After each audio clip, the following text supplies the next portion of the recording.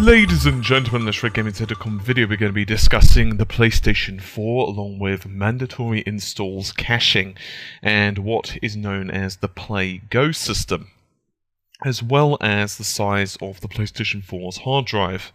So before we start jumping super into this, let's discuss what the Play Go system is, and we're going to do this from Mark Cerny, who is of course the console's architect.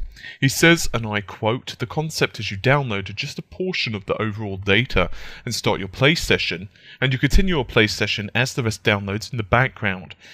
Okay, half quote, we know about that part. We know that Sony have planned this. So in other words, for example, with Killzone, you will download a set portion, apparently it's about 7.5 gigs, and then from there, you can be troll play the game while the remainder of the data downloads. Fine, understood, and great. However, the Play Go system is a little bit different, and is, and I quote, two separate linked system.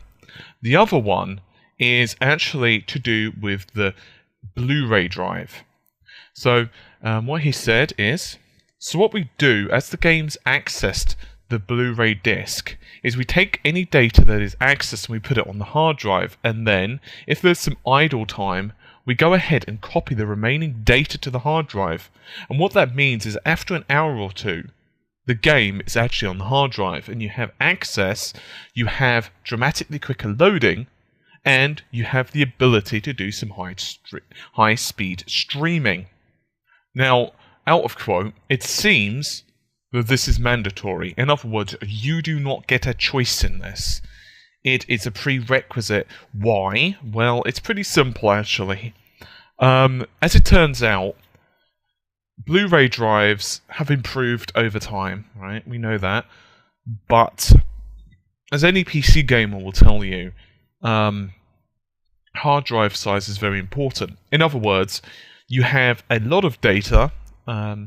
So, for example, you need to fill up 5 or 6 gigabytes, which is the size basically of the memory available to games in the PlayStation 4. Not 8, because obviously some is reserved for systems. So let's say 6 gigs. You can't rely exclusively, especially on certain titles which have a heavy emphasis in an open world environment, to start streaming that from the Blu-ray drive. You may remember that the PlayStation 3 actually had similar issues. When you, for example, load up The Last of Us, it takes a long ass time to load. And who could forget the rather infamous Metal Gear Solid, where of course Snake would be sitting there between sections of the game, basically smoking, and you could pretty much go to the toilet, make yourself a 4-course meal, come back, basically solve world hunger, and still be having time to pretty much settle yourself in while the game loads. And that's because a huge amount of data is basically being copied from the Blu-ray to the system. So, I know what you're going to say. This sounds a bit strange. Well, basically the premise is kind of similar in some ways to the mid-2000 era of PC gaming. Back then, what you would basically do is you would have a CD or a DVD, you would install the game via that, and at some points actually certain games allowed like a full install or a medium install, but pretty much now, well, pretty much at this point, games on the PC are fully installed. In other words, there's nothing left on the media because, you know, even back then on DVD drives, it just wasn't fast enough to keep up with hard drives. So basically what happens is you just left the disc in the tray to authenticate. In other words, so that you don't take the disc around your friend Bob's house, your friend, you know, Sarah's house, and so on. Let them install the game and have basically infinite copies. So in other words, the disc now acts as an authentication method, which is fine, obviously. So this immediately brings up another concern, and I'm sure you can guess what this is. Hard drive space. Now, I've been pretty critical, actually, of the 500GB drive in both the Xbox One and the PlayStation 4. Now, admittedly, you are free to remove the PlayStation 4's hard drive, and you could put in, say, a 1TB drive or whatever you want. You could put in an SSD. up to you. I mean, you know, you could put in even a smaller drive if you want, but I'm not sure why you'd do that. But regardless, you could if you so wish. Obviously, there is a certain amount of space, I don't know what it is offhand, in fact I don't think it's been announced, that is reserved for the operating system. But even so, you're probably going to get, you know, the majority of the space, ignoring the fact, of course, the way hard drive space works and all of that, you're never going to get 500 gigabytes.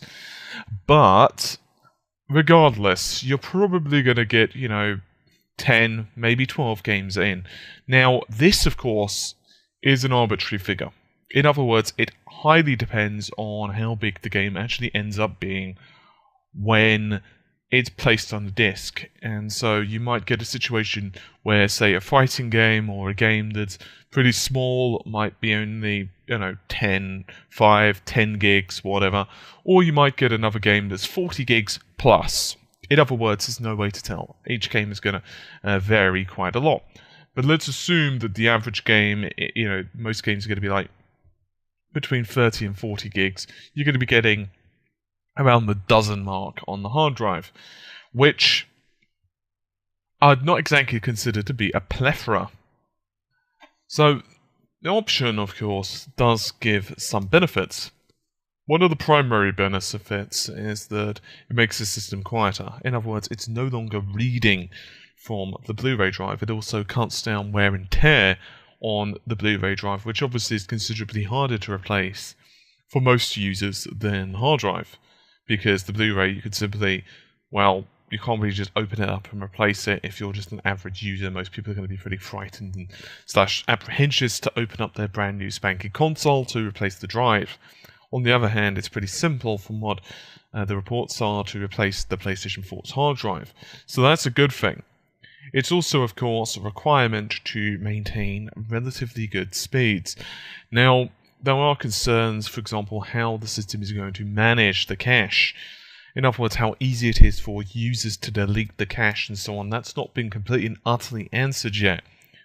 One thing is for certain, in my personal opinion, I'm unsure if 500 gigs is going to be enough for those people who plan to own a lot of games or be the type of people who switch a lot of games. Like, for example, if you're one of those people who buy a game and you maybe have like a couple of games going at the same time, you play one game, okay, I'm done with this, I'm sticking it on eBay or whatever you do with it, cool, you'll probably be okay with a smaller drive. On the other hand, if you're one of those people who like to play quite a few games and you like to have multiple games, especially if you're an online gamer, and therefore you might want to play Battlefield, you might want to play some Killzone, you might have some other titles on the line as well, then you might have some problems. Because obviously if you've got a slower connection, for example, then you might not want to wait to download a huge-ass file. So I imagine for people with slower connections, unsurprisingly, I know it's not exactly a shock, but you're probably going to want to stick with disk-based medium for the foreseeable future. Anyway, I think that's just about it on this particular video. Hopefully you've enjoyed it. I'll see you soon. Take care. Bye for now.